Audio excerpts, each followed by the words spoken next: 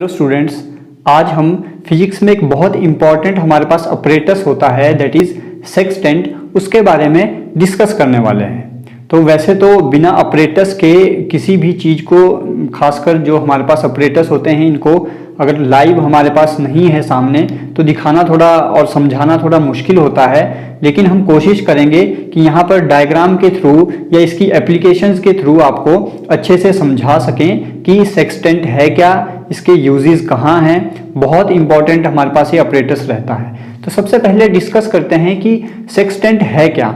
तो बिल्कुल बेसिक, बिल्कुल सिंपल आपको बताऊंगा कि जो इसके डायरेक्ट यूजेस हैं उसके बारे में पहले बात करते हैं। सेक्सटेंट एक ऐसा डिवाइस है जो किन्हीं दो पॉइंट के बीच में एंगल मेजर करने के लिए यूज किया जाता है। और ये किस तरह से हम करते हैं, ये कोई हमारे पास प्रोटेक्टर तो है नहीं कि हम एंगल मेजर कर लेंगे। तो इसमें हम क्या करते हैं, हम दो चीजों को कोइंसिडेंट करवाते हैं। वो दो चीजें क्या क्या हैं, एक तो डायरेक्ट इमेज, दूसरी होगी हमारे पास डबल रिफ्लेक्टेड इमेज। इन दोनों को हम कोइंसिडेंट करवा के एंगल मेजर करते हैं। इसको हम नाम देते हैं, इस ऑपरेटर्स को, सेक्सटेंट। तो हमने क्या बोला, सेक्सटेंट एक ऐसा डिवाइस है जो किन्हीं दो पॉइंट्स के बीच में एंगल मेजर करने के लिए यूज किया जाता है। कैसे करेंगे angle measure? By the coincidence of direct image and a double reflected image. और अगर इनडायरेक्टली कहें तो सेक्सटेंट इनएक्सेसिबल ऑब्जेक्ट्स की हाइट को मेजर करने के लिए यूज किया जाता है। आपने 11th क्लास फिजिक्स में पढ़ा होगा ट्रायंगुलेशन मेथड, जिसकी हेल्प से हम किसी भी इनएक्सेसिबल ऑब्जेक्ट की जो है वो हाइट निकाल सकते हैं। तो यहाँ पर भी हम सेक्सटेंट को कुछ इसी तरह से यूज करते हैं। हम दो पॉइंट के बीच में एंगल मेजर कर लेते हैं, दैट इज एक हमारा जो बेस होगा उसका एंगल मेजर कर लेंगे, और एक अगर आपके पास बहुत ऊंची कोई बिल्डिंग है तो एक उसका टॉप। तो हमारे पास कुछ ऐसा डायग्राम बन जाता है। मान लीजिए ये बिल्डिंग है, ये उसका बेस है, ये उसका टॉप है। तो अगर मैं इस एंगल को मेजर कर लूं तो इनडायरेक्टली मैं क्या मेजर कर सकता हूं, किसी भी इनएक्सेसिबल ऑब्जेक्ट की हाइट मेजर कर सकता हूं। तो पहले लिख लेते हैं कि सेक्सटेंट क्या है। हमने जो सिंपल पहले सेक्सटेंट की डेफिनेशन बोली, फिर देखते हैं इसका प्रिंसिपल क्या है। पहले देखते हैं सेक्सटेंट क्या है। Sextant is a device which is used to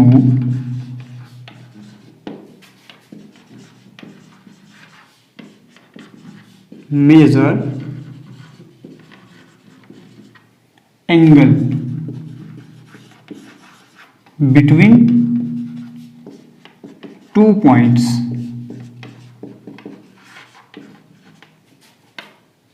by, किस तरह से करते हैं हम, by bringing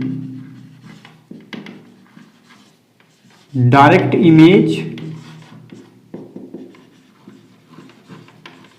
and a double reflected image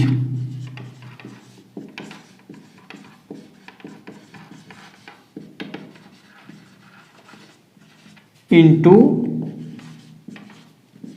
coincidence. तो हमने यही कहा था कि सेक्सटेंट एक ऐसा डिवाइस है which is use to measure angle between two points. और वो किस तरह से हम करेंगे, by bringing direct image and a double reflected image into coincidence. एक और की पॉइंट हमने क्या कहा, डायरेक्टली तो हम कह रहे हैं कि हम एंगल मेजर करेंगे, बट इनडायरेक्टली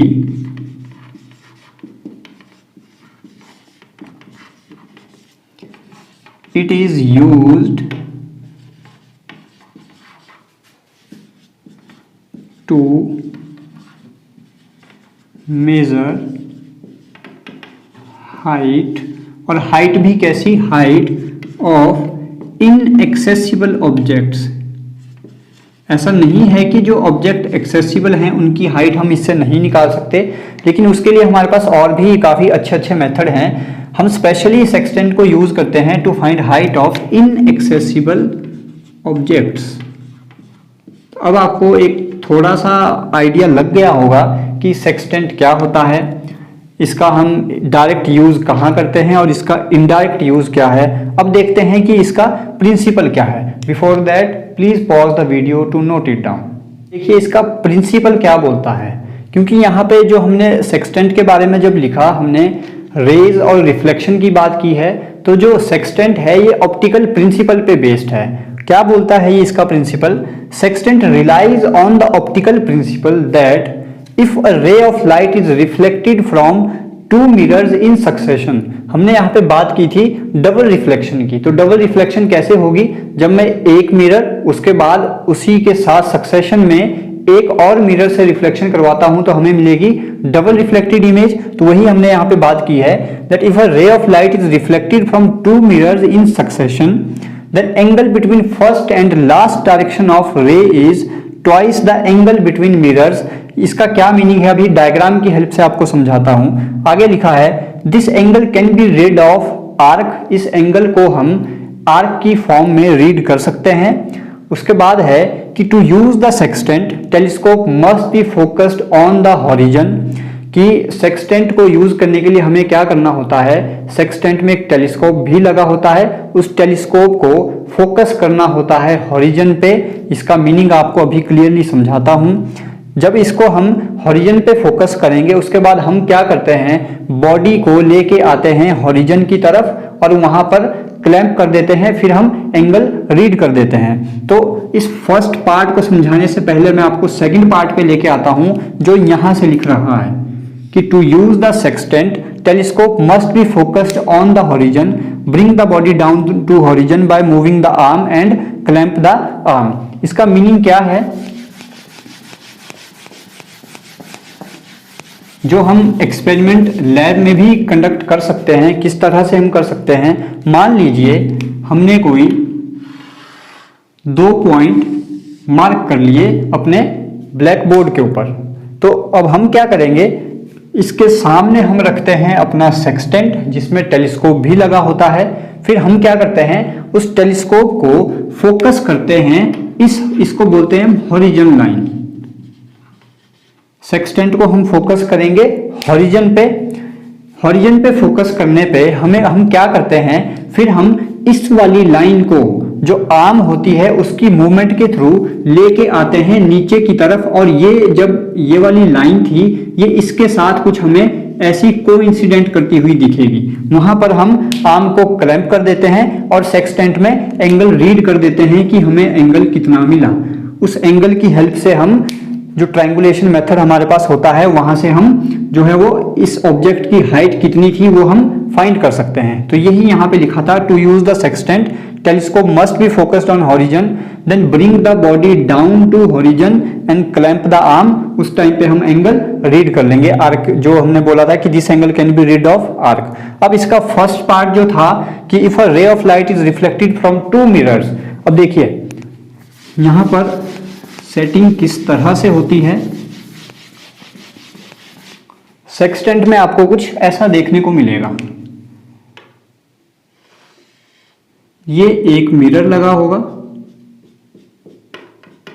इसी के साथ यहां पर एक और मिरर लगा होगा,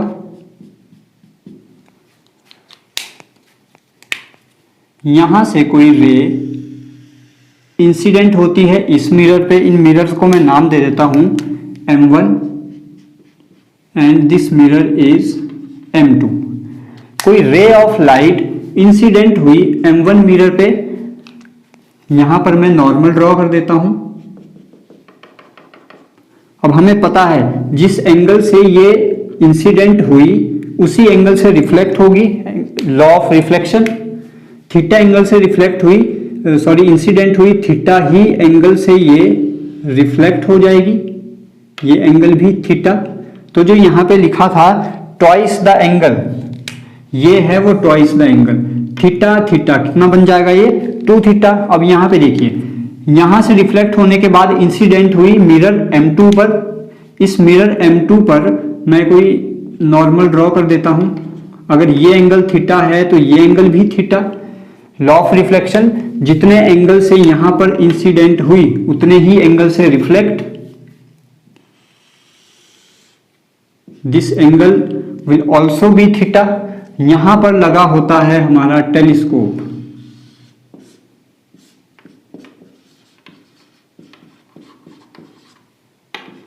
तो एक रे टेलीस्कोप पे जाके इंसिडेंट होती है जहां से हम देख रहे होंगे थीटा एंगल से, और अगर टोटल एंगल की बात करें तो 2 थीटा। एक हम लेके आते हैं डायरेक्ट इमेज जो इंसिडेंट करेगी यहां पर। तो ये इसका सिंपल सा प्रिंसिपल है। एक रे इंसिडेंट हुई मिरर M1 पे, उसको हमने डबल रिफ्लेक्ट करवाया टेलीस्कोप की तरफ। डबल रिफ्लेक्शन किस तरह से है, पहले M1 फिर M2 पे। एंगल 2 थीटा कैसे बना, वो लॉ ऑफ रिफ्लेक्शन का एंगल हमने यहां पे देख लिया। एक आई हमारे पास डायरेक्ट रे जो जाके टेलीस्कोप पे इंसिडेंट होती है। अब ध्यान रखिएगा, this M1 mirror is called index mirror, this M2 is called horizon mirror, and the specialty of this horizon mirror is this mirror is half polished and half transparent. Half transparent क्यों रखा जाता है, ताकि जो एक double, जो हमें एक और रे चाहिए जिसको हम डायरेक्ट इमेज कह रहे हैं, वो डायरेक्ट इमेज इसमें से पास हो सके। तो ये हाफ पॉलिश्ड होता है, हाफ ट्रांसपेरेंट होता है। तो ये सिंपल सा प्रिंसिपल है सेक्सटेंट के काम करने का। Please pause the video to note it down. बात करते हैं इसके पार्ट्स की। सबसे पहला आपको सामने दिख रहा होगा, that is index mirror.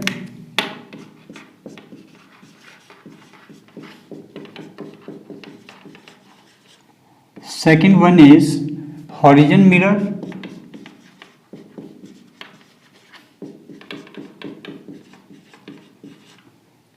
Third one is telescope.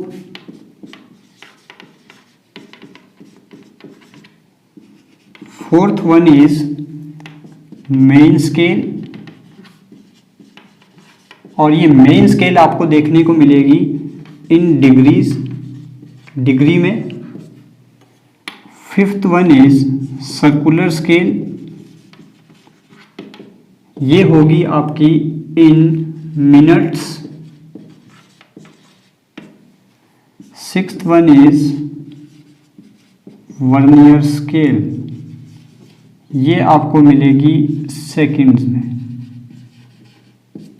ये इसके इंपॉर्टेंट मेन पार्ट्स हैं। अब एक क्वेश्चन पूछा जाता है कि why it is called sextant.